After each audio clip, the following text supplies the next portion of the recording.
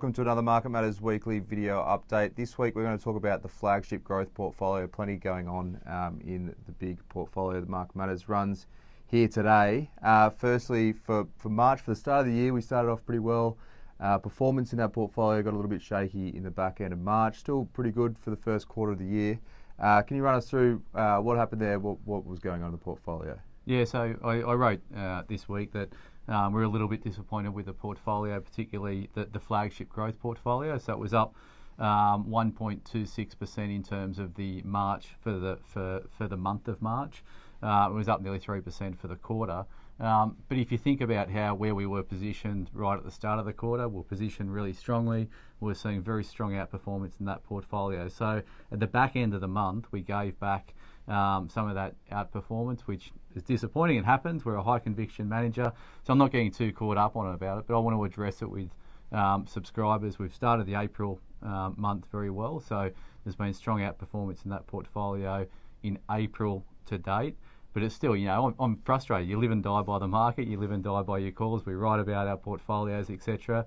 And the March returns weren't as strong as we were expecting them to be, probably halfway through the month.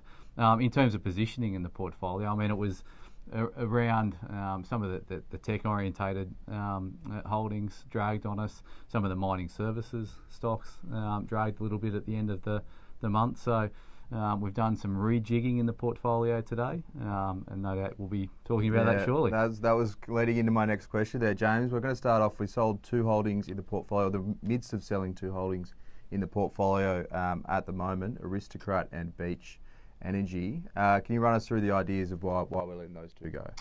Yeah, so I'll start with probably the easy one first. So Beach really comes down to our view around the oil price. So the oil price has been pretty strong since the COVID-19 lows, but there's signs now that we're seeing a sort of that supply response come onto the market. So that to me puts a cap on oil prices in the immediate term. So if we're neutral to bearish the oil price, then that has a flow-on impact to our view around the stocks producing it.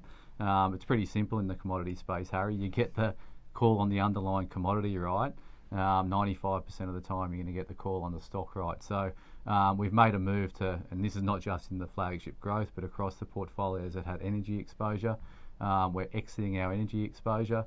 Aristocrat we always viewed sort of as a shorter term trading stock. It's showing signs of weakness around the $35 mark. So we're simply using those funds to go into a better prospect in one of the buys that we're doing today. So Aristocrat 35, it's had a failed attempt there. It's losing momentum.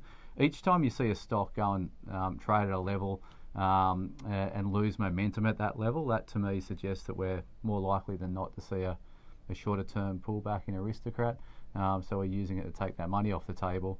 We didn't want to increase our exposure to the market, so we're simply taking 8% out of two stocks and putting 8% into new stocks. Into those two new stocks, those are Hub.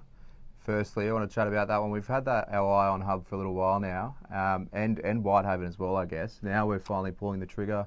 Why today? Why today of all days are we pulling the triggers on those two? Yeah, I think you've got to, it's all around portfolio construction at the end of the day. So I think, the way I view it is we're going out of Beach, which is energy exposure, in the Whitehaven Coal, which is another, energy commodity related exposure. I think there's probably, given the backdrop for coal prices at the moment, I think Whitehaven is worth closer to $250 a share versus the $180 it's trading at the moment. So there's that disconnect between where the commodity price is and where the stock price is. So if you tie that back into Beach, we're negative on energy prices, hence the sale of Beach.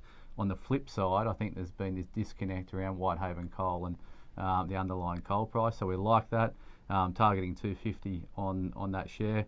Hub 24, they copped a hiding last week or the week before, just around their major competitor Netwealth coming out and saying that ANZ were no longer going to, or they gave them notice. They had to give them 12 months notice to change the cash rate that they give them on overnight funds. So ANZ were paying them 0.95%, 95 basis points on overnight money.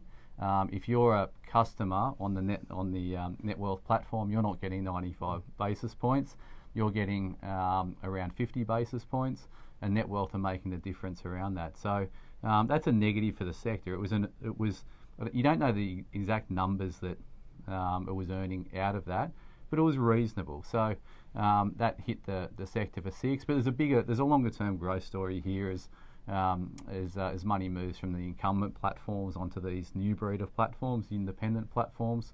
They've got a great bit of kit, and I think in that space, Praemium is one that I'd encourage you to have a look at in your emerging companies portfolio.